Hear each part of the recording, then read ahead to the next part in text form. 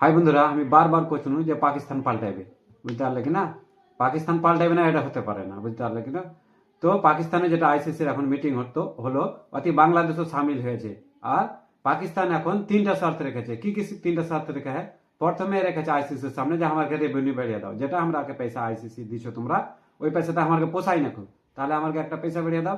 আর কথা হলো যে ইন্ডিয়ার সাথে আমাকে বাইলেটারাল সিরিজ করিয়ে দাও, বুঝতে পারলে কিনা? আর 3 নম্বরে রেখেছে কি, যে হাত যেটা মিলাই নিখবো না, ওই হাতটা আমরাকে মিলিয়ে দাও। ব্যাপার হলো এবার আইসিসির মাথা তো এবার মাথা ঘেমিয়ে দেয়। এবার আইসিসি করতে পারে বিসিসিআই এর যেগুলো, হ্যাঁ, রেভিনিউ বাড়িয়ে দিতে পারে, পয়সা কিছু পাকিস্তানকে আইসিসি বেশি দিয়ে দিতে পারে, এটা মানা যাবে। কিন্তু বাইলেটারাল সিরিজ যে হবে ইন্ডিয়ার সাথে পাকিস্তানের, এটা ইম্পসিবল হবে না কোন দিন লাগে।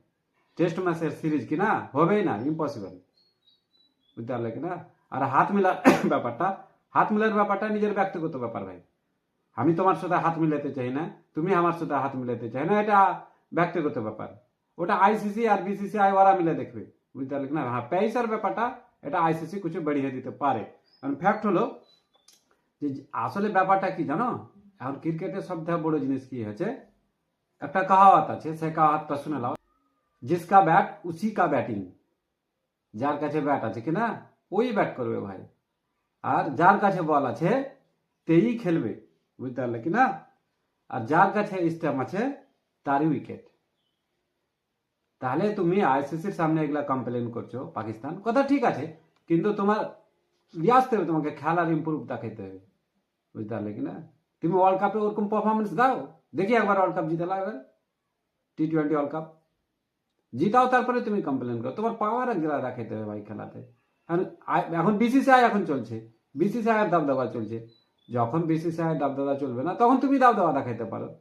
আর তোমাকে দেখাইতে হবে এটা খেলা দিয়ে, তুমি বিনা খেলাতে তো দাবদাবা কিভাবে দেখাইবে, বুঝতে পারলে কিনা?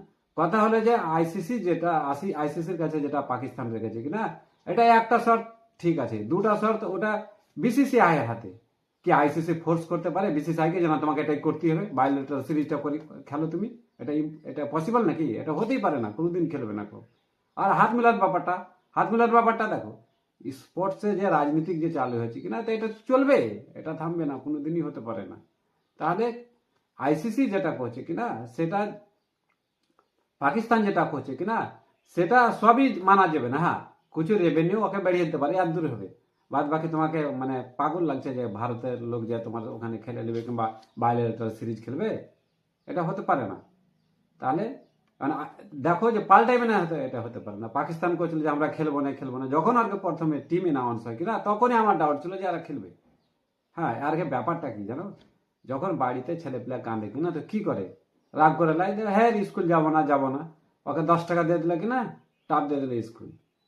সেই ব্যাপারটা পাকিস্তান এখনো ক্রিকেটে ছোট হয়ে আছে, বুঝতে পারলে কিনা? ও বড় হতে পারেনি। ও কমপ্লেন যে করবে, কমপ্লেন করারও একটা ঢং নেই যে কেমন করে আমি কমপ্লেন করবো, যে আমার কথাটা জানে আইসিসি কিংবা আদার্স বোর্ড শুনে। এইভাবে তো আর হয় না, না? ইমপ্রুভ করো, খেলা দেখাও, ভালো পারফরমেন্স দেখাও, তোমার এটাই তোমার লেগে এটাই কমপ্লেন হবে। আর এইভাবেই তোমাকে কমপ্লেন করতে হবে, বুঝতে পারলে কিনা? রেভিনিউ দেখো, দোক আইসিসি ঘর থেকে দিবে তো ঠিক আছে, দোক, ওটা আমরা চাই না মানে না দোক, বুঝতে পারলে কিনা? আদার্স বোর্ড এখন আইসিসি কে কত দেয়, $35 মিলিয়ন দেয়, তো কত দিবে? 70 নেই করে দেবে, ডাবল করে দেবে, একটা কথা ডাবলও করবে না মনে হয়, সেটের এদিকে আশেপাশে আর কি। এখন কতটা করছে সেটা আইসিসির ব্যাপার।